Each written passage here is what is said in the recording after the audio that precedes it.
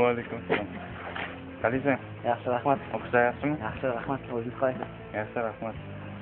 Bu kitoblarni o'qib chiq. Bu kitobda Allohga yoqadigan ishlarning hammasi yozilgan. Bo'pti aka, yaxshi. Bo'pti.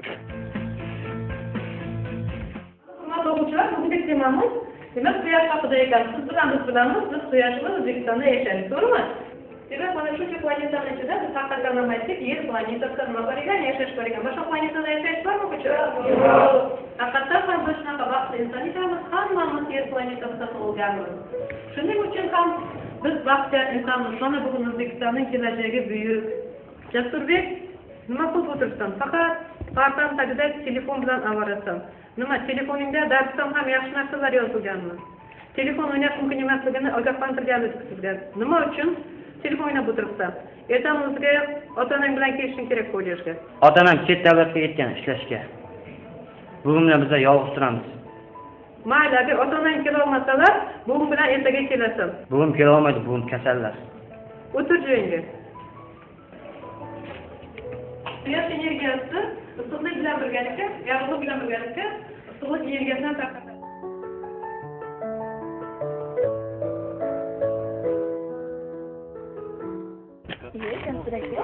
Bo'pti, yaxshi. Salom, yaxshimisan? Yaxshi. Necha kundan beri o'qishda ko'rinmaysiz? Ota-qo'lim birga edim. Ha, o'rtoqlaringizdan so'radimi? O'rtoqlarim emas, men o'zimga yangi o'rtoq topdim. Seni ko'rganim yaxshi bo'ldi. Senga bir narsa bermoqchi edim. Mana bu kitobni o'qib chiq. Bu Alloh yo'lida xizmat qiladigan musulmonlar kitobi. Bu kitobda hamma narsa yozilgan.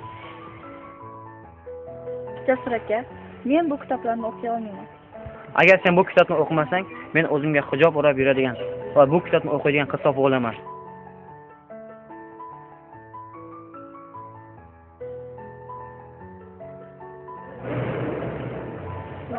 Jasur aka, o'sha kitoblarni o'qimaganligim uchun mendan xafa bo'lib ketyapsizmi? Mayli, o'sha kitoblarni o'qishga roziman. Bo'pti, unda o'qishlardan chiqishni kutib turgan.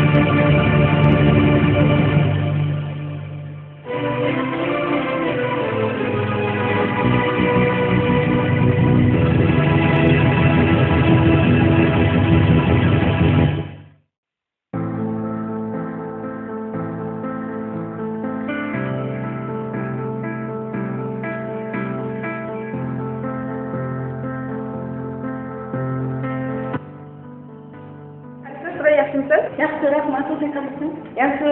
Nega kech qolib kelasan o'qishga? Umuman darslarga ham qatnashmaysan, o'qishga ham kech qolib kelasan. Nima bo'lyapti senga? Do'konlar keyinroq gaplashaylikmi bu? Jasur bilan o'zlaringiz o'zgarib qo'ymasizlar, kerak.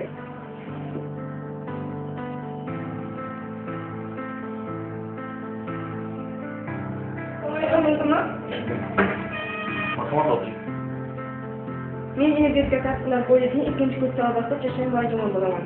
Mening kursdoshim Surayyo va uning do'sti Jasur diniy oqimlarga kirib qo'ygan degan gumonim bor. Shuning uchun sizning oldingizga kelgan.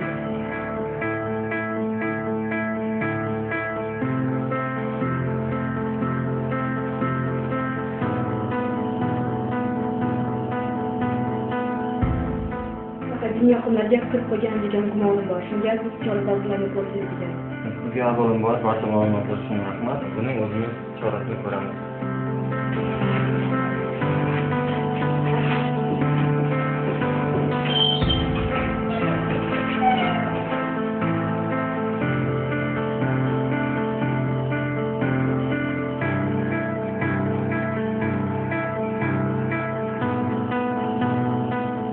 Ukam, Jasur! Bo'lmay qo'yib qo'ying. shoshmasagan hozir kelaman. Assalomu alaykum. Qaniysan, yaxshimisan? Endi sen bugun safarga ketishing kerak. Xudo xohlasa Alloh yo'lida bajaradigan ishlaringni bajarishing kerak. Shunda Alloh sendan rozi bo'lib, seni to'g'ri jannatga tushasan. Hozir sen uyingga bor va pasportingni olib kel. nimalar bo'ladi o'zi? Seni hali Hop akam mayli. Xo'p, mayli. Bo'pti ukam. Mayli. Qanaqaligi ko'rinib turibdi-yu bularni? Iltimos, qayting. Iltimos. Yana vaqti. O'zingga qarab gapir. Hey. Nima? Menga unaqa qilgan.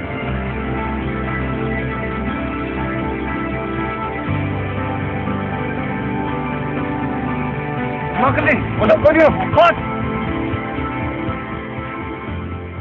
Ota-onaning e'tiborsizligi mana shu farzandning umriga zomin bo'ldi. Masalan, bizning kollejimizda mana shu o'quvchining shunaqa ahvolga tushib qolishi juda ham achinarli ahvol.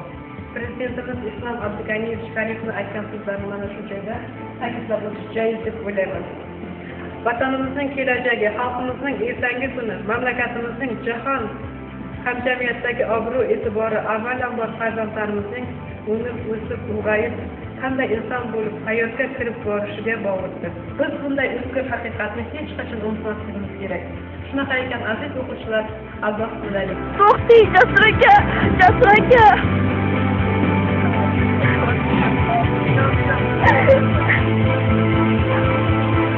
Ey Xudoyim!